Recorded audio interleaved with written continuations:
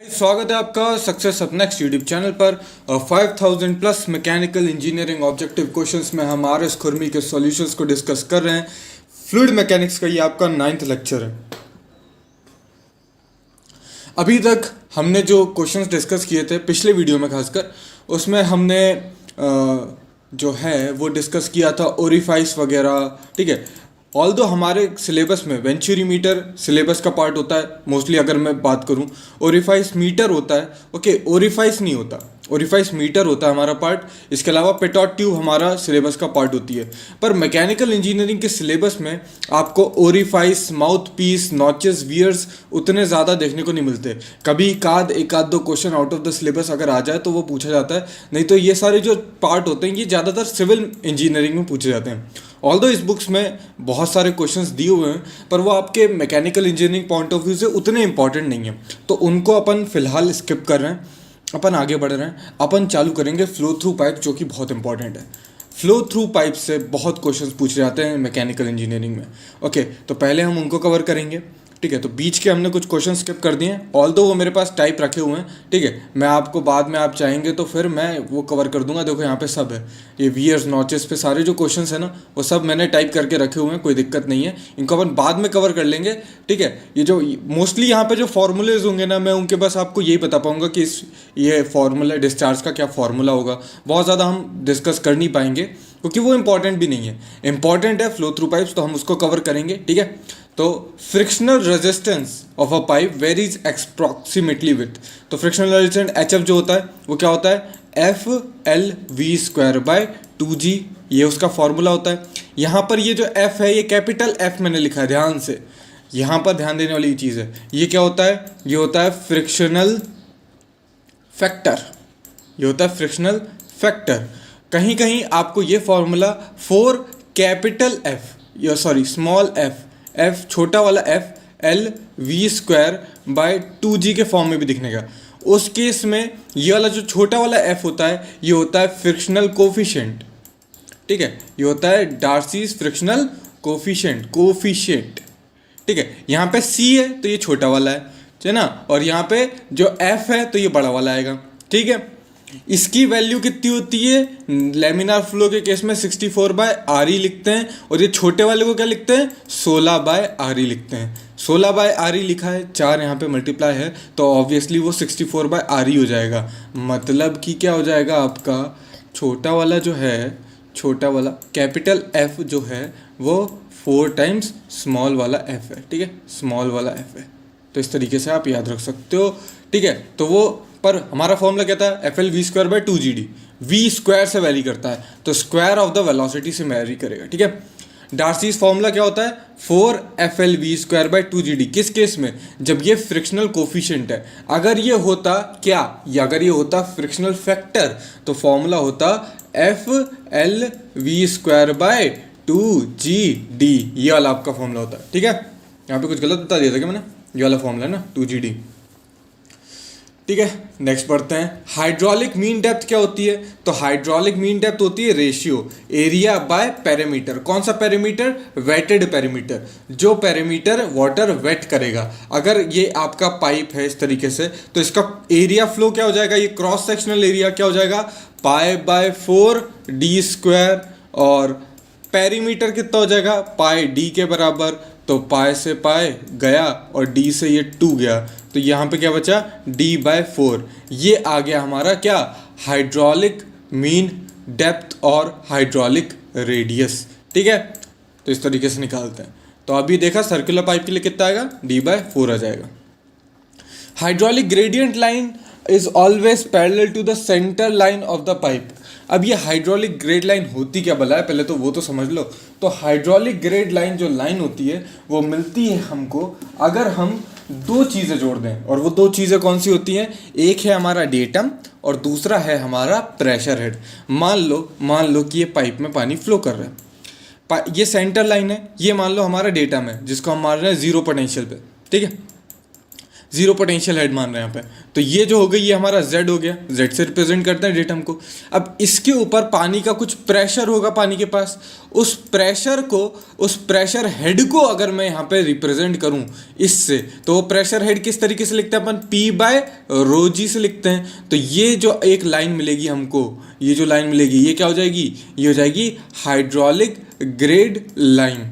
ठीक है sir, pressure तो इस फ्लूइड के पास जब ये फ्लो कर रहा है तो इसके पास है, इसके पास वेलोसिटी भी तो होगी और उस वेलोसिटी को भी जब हम ऐड कर देंगे, उस वेलोसिटी वाले हेड को भी हम ऐड कर देंगे, कितना होगा वेलोसिटी, v²/2g के बराबर होगा वेलोसिटी हेड, जिसको कहेंगे क्या, डायनामिक हेड, जिसको क्या कहेंगे, काइनेमेटिक हेड। ठीक है, काइनेटिक हेड कहेंगे। तो ये जो v²/2g आ जाएगा, ये जब जोड़ देंगे तो ये बन जाएगी टोटल एनर्जी की लाइन।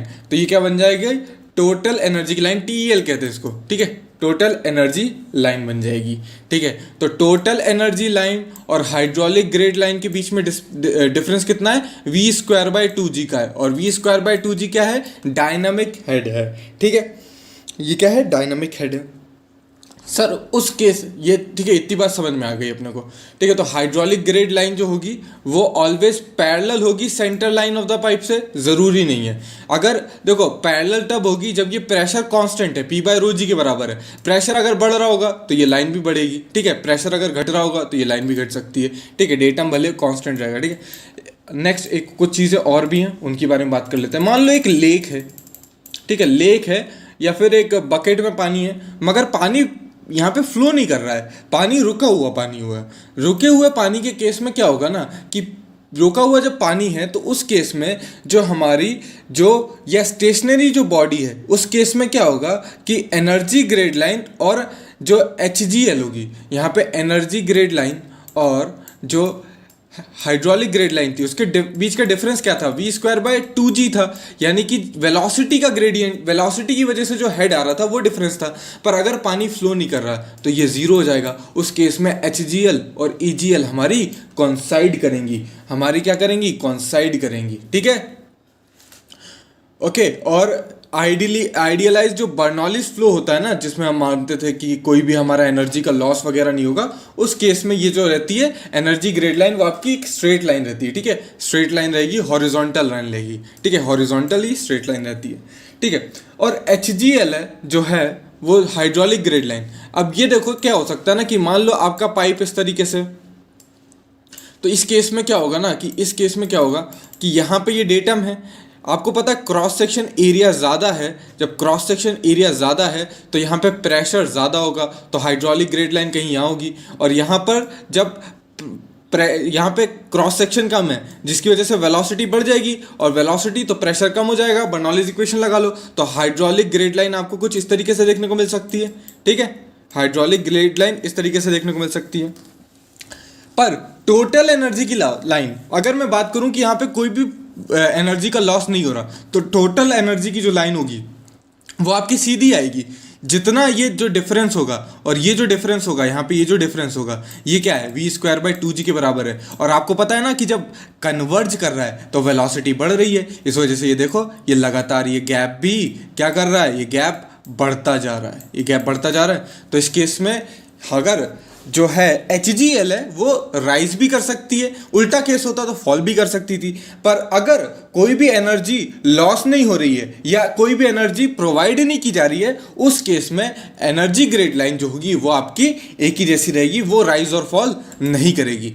और एक और चीज़ सर, बीच में मैंने पंप लगा दिया, अगर पंप लगा दिया तो एनर्जी ग्रेड, अगर आपने पंप लगा दिया उस केस में क्या होगा, पंप लगा दिया तो टोटल एनर्जी की लाइन जो यहाँ जा रही थी बीच में आपका पंप लग गया, एक्स्ट्रा एनर्जी प्रोवाइड कर दी, तो एकदम से बढ़ के फिर उसके बाद ये आपकी जाने लग जाएगी इस तरीके से। अगर बीच में कुछ पाइप में आपको पता है फ्रिक्शन के लॉसेस होते रहते हैं, फ्रिक्शन के जब लॉसेस होते हैं तो उस केस में क्या होगा, एनर्जी की लाइन डिक्रीज कर दी है। मैं EGL के बारे में बता रहा हूँ, एनर्जी ग्रेड लाइन के बारे में, तो डिक्रीज करती है। आपने पंप लगा दिया तो वो इंक्रीज करेगा थोड़ा सा, है ना, फिर उसके बाद वो डिक्रीज करने लग जाएगा। टरबाइन लगा दी तो क्या होगा, टरबाइन लगा दी तो ये केस नीचे चले जाएगा। ये केस पंप के केस में था।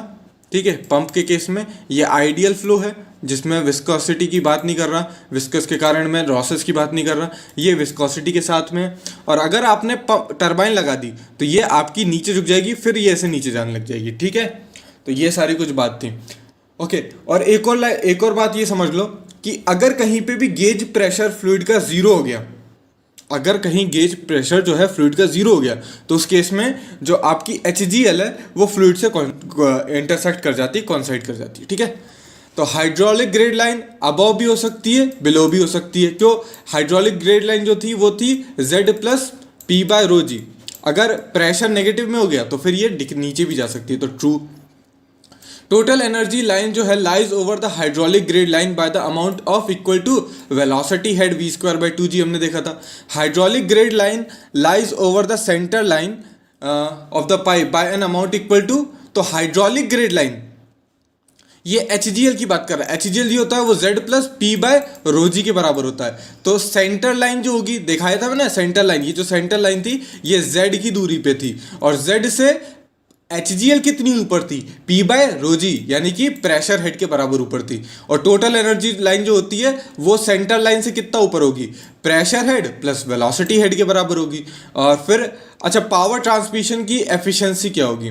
तो मान लो यहाँ से H हेड के साथ पानी गया, और यहाँ तक आते आते उसका जो उसमें से HF जो है वो हेड लॉस हो गया, तो यहाँ पे कितना आया? यहाँ पे H-HF आया, ठीक है।